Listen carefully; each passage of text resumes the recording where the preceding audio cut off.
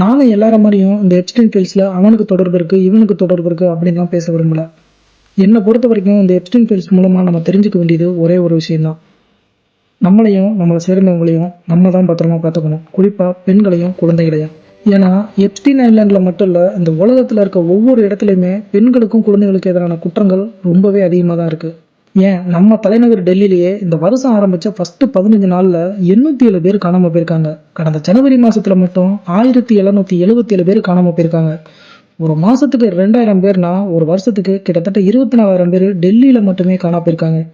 அப்ப இந்தியாவில் இருக்க மற்ற ஸ்டேட்ஸ்லாம் கம்பேர் பண்ணா வருஷத்துக்கு லட்சக்கணக்கான பேர் காணாம போயிட்டு இருக்காங்க. இப்படி காணாம போனவங்கள பாதி பேரை போலீஸ் ட்ரேஸ் பண்ணி கண்டுபிடிச்சாலும் பேலன்ஸ் இருக்கவங்க என்ன ஆனாங்க அப்படிங்கிறதே தெரியல.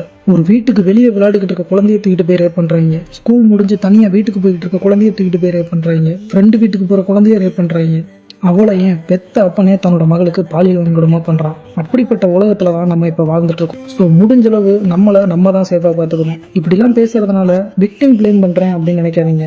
வேற யாரும் விக்டிம் ஆயிடக்கூடாது அப்படின்னு நினைச்சுதான் நான் பேசிட்டு இருக்கேன். அதுக்காக இந்த மாதிரி தப்பு பண்றவங்கள எதுவுமே கேட்கக்கூடாதா அப்படின்னு கேட்டீங்கன்னா, கண்டிப்பா தப்பு பண்றது எவ்வளவு பெரிய கும்பனா இருந்தாலும் அவனுக்கு தண்டனை கிடைச்சே ஆகணும். இந்த மாதிரி பவர்ஃபுல்லான ஆளுங்க அவங்க கிட்ட இருக்க காசு பணத்தை வச்சு யாரை வேணாலும் ஏமாத்தலாம். ஆனா கர்மா அப்படின்னு ஒண்ணு இருக்கு, அதை எவனாலும் ஏமாத்த முடியாது. கண்டிப்பா இதுல தப்பு பண்ணின ஒவ்வொருத்தனும் கர்மாக்கு பதில் சொல்லியே ஆகணும்.